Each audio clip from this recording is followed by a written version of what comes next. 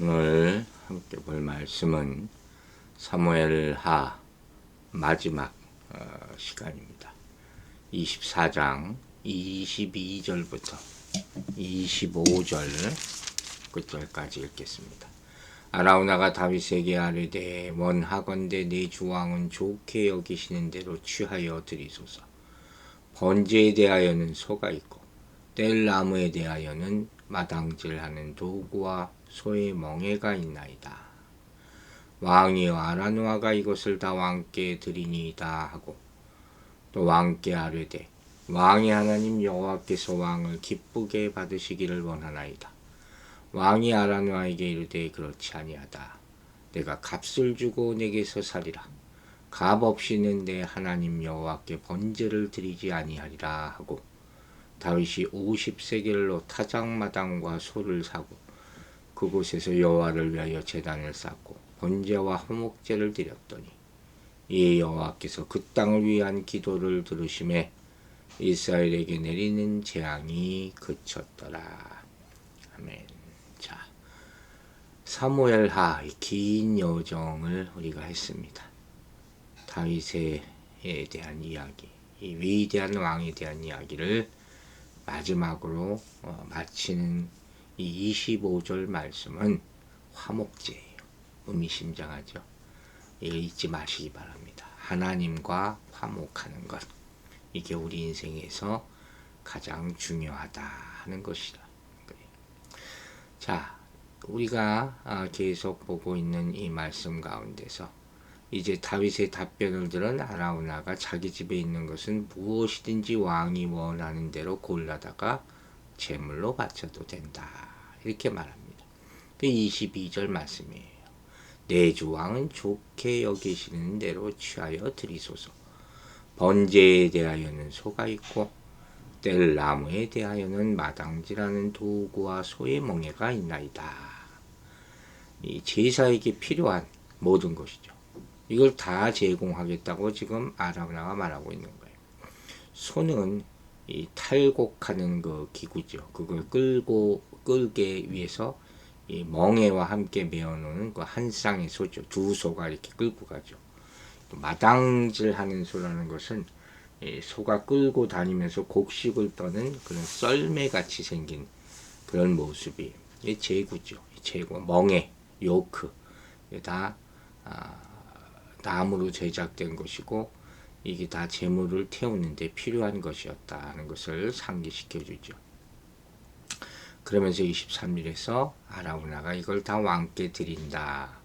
또 왕의 하나님 여호와께서 왕을 기쁘게 받으시기를 원하나이다. 마음이 서로 하나가 된 것을 볼 수가 있어요.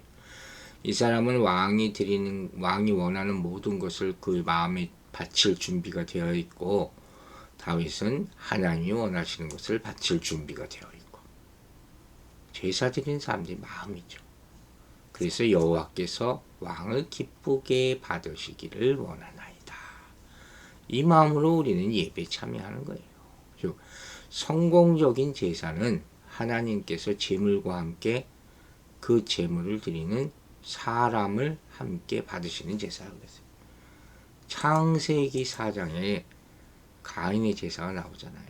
하나님께서 가인과 그의 제사, 아벨과 그의 제사, 분명히 이렇게 얘기하고 있어요. 제물만 받으시는 게 아니에요.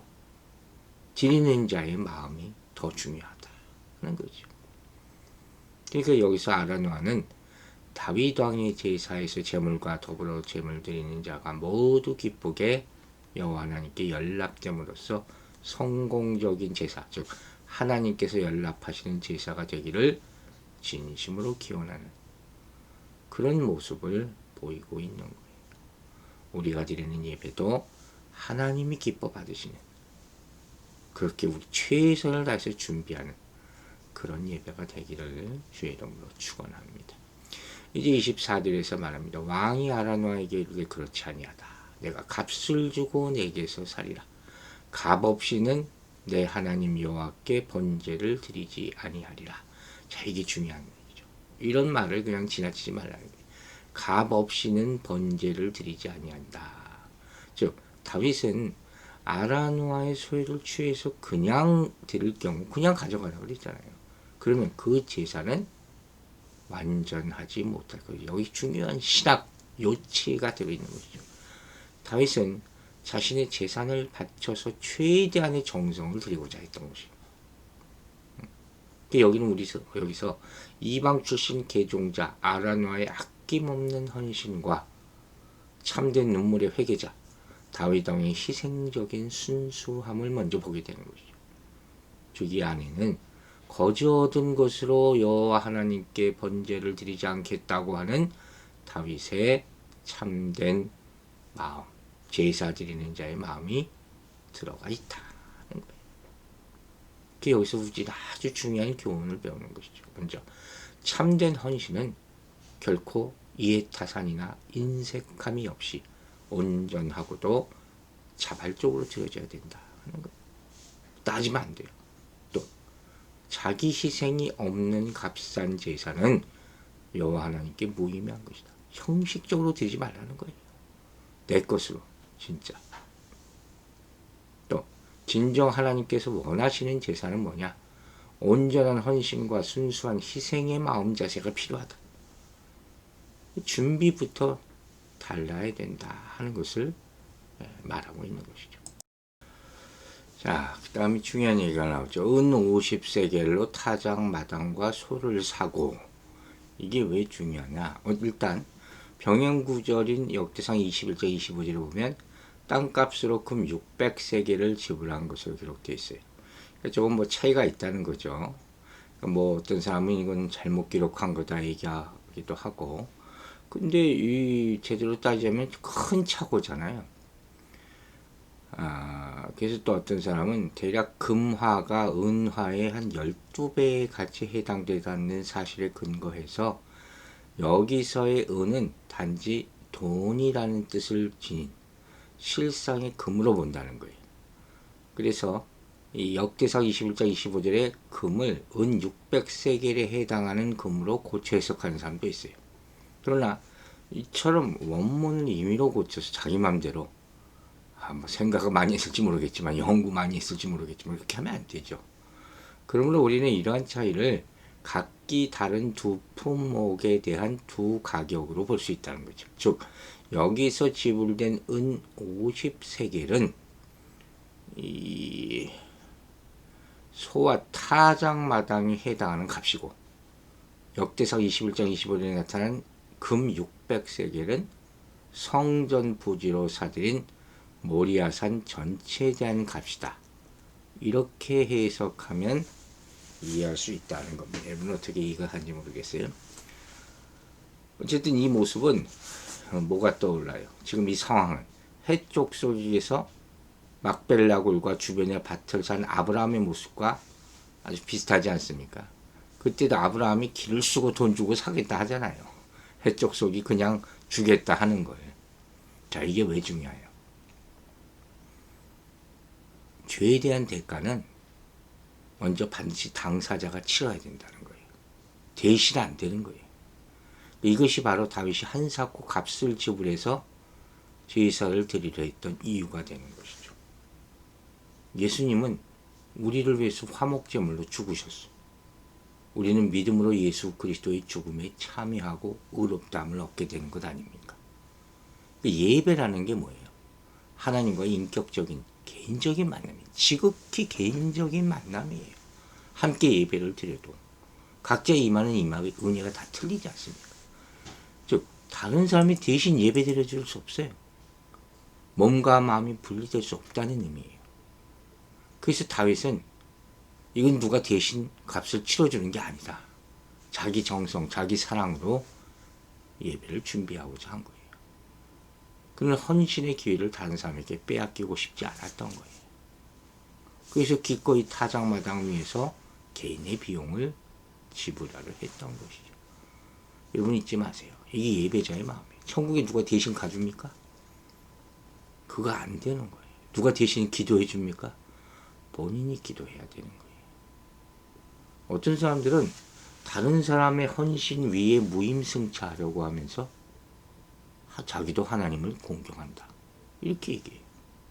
하지만 그건 공동체 예배가 될 수 있을지 몰라도 내 예배가 될 수는 없어요. 나의 하나님이라는 게 있는 거예요. 하나님은 공동체와 만나시지만 공동체의 시작은 개인이에요. 자신의 무엇을 드리면서 예배를 시작하고 있습니까? 그걸 잊지 마세요. 희생이 없는 예물, 자신을 드리지 않는 예배는 하나님을 절대로 기쁘게 해드릴 수 없다는 것을 명심하시기 바랍니다. 이제 마지막 25절 봅시다. 그곳에서 여호와를 위하여 제단을 쌓고 번제와 화목제를 드렸더니 여호와께서 그 땅을 위한 기도를 들으심에 이스라엘에게 내리는 재앙이 그쳤더라. 다윗의 온 생애의 마지막은 화목제로 끝난다. 서두에서 얘기했죠. 하나님은 다윗과의 화해를 표시로 아라우나 마당에서의 제사를 요구하셨죠. 18절에서 하나님께서는 인간을 징벌하는 방법과 더불어 그 형벌을 해결하시는 방법까지도 생각하고 계셨어요. 미리. 이게 예배예요. 이게 제사라고요. 그래서 아담과 이브가 쫓겨나고 나서 바로 창세기 4장에 나오는 얘기가 가인의 제사 얘기였던 거예요. 잊지 마세요. 이처럼 인간의 회개와 죄로부터의 회복은 인간 스스로의 자의식과 자발적인 행동에 의해서 이루어질 수가 없어요. 오로지 하나님의 자비로우신 구원 섭리로부터 비롯된다 하는 것이죠. 그런데 하나님께서 제사의 처소로 다른 곳이 아닌 아라우나 마당을 특별히 요구하신 그 이유를 우리가 알아야 돼요. 이미 어제 얘기했어요. 즉 예루살렘 성 동쪽 모리아산에 위치한 그 마당은 바로 창세기 22장에 나왔던 아브라함이 이삭을 제물로 바치려 했던 모리아산이에요. 아시겠죠? 의미심장함을.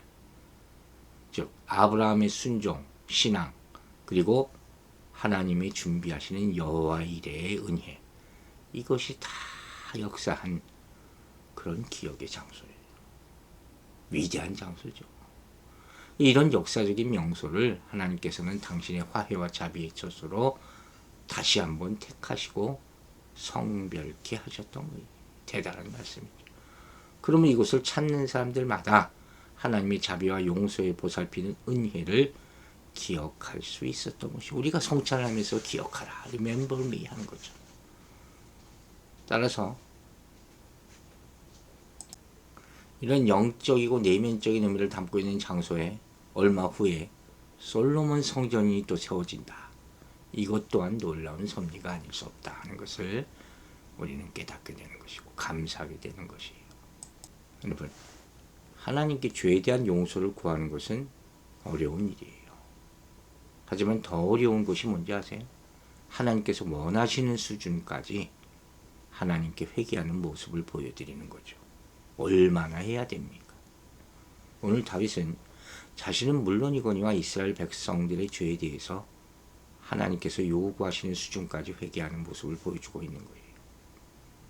하나님께서는 이렇게 그런 다윗의 회개의 터전 위에 솔로몬 성전의 역사가 이루어지도록 하는 거죠. 아무데나 성전을 세운 게 아니에요. 연약한 우리는 교만의 죄를 범하기가 쉬워요. 그를 통해서 나뿐만 아니라 내가 속한 공동체에도 큰 악영향을 끼치기도 하죠. 하지만 그럴 때 중요한 것은 단순히 죄의 자백에서 그치는 것이 아니라 하나님께서 요청하시는 수준까지 회개한 그 모습을 보여드려야 되는 거예요. 아울러 우리로 인해서 안 좋은 결과에 봉착하게 된 공동체 전체를 회개의 자리까지 이끌어가야 하는 것이죠. 그래서 오늘 다윗은 우리에게 올바른 회개자의 전형을 보여주고 있다. 이렇게 얘기할 수 있다 하는 것입니다. 오늘 다윗의 모습을 반면교사로 삼아서 우리 모두 교만함의 죄를 저지르지 않도록 되기를 소망합니다. 하지만 혹 그런 죄를 저지르게 되더라도 오늘 다윗이 보여준 모습처럼 하나님께서 원하시는 수준까지 온전히 회개하는 우리 모두가 되기를 주의 이름으로 축원합니다. 그를 통해서 하나님께서는 아라우나의 타작마당을 성전의 터로 삼아주신 것처럼 우리 회개의 자리를 하나님의 역사의 터전으로 삼아주실 것을 믿습니다. 그리고 마지막으로 번제와 화목제를 드렸다. 번제는 우리가 배웠잖아요. 태워드리는 제사. 다윗이 자신과 이스라엘의 죄를 속죄하기 위해서 하나님에 드린 제사죠. 그리고 이 번제에서 화목제를 드렸다. 즉 하나님께서 죄를 사해 주셨다는 근거하에 하나님의 사죄의 은총과 앞으로 베풀어 주실 은혜에 감사하여 드린 제사. 꼭 필요한 제사죠. 화목제. 그리고 그 결과 재앙이 그쳤더라. 할렐루야. 다윗의 제사를 통해서 이스라엘의 온역 재앙이 완전히 그칩니다. 이것은 인간들이 당하는 모든 고통과 재난의 근본적인 해결책은 오직 하나님과의 올바른 관계 회복에 있다는 사실을 분명하게 보여주는 것이죠.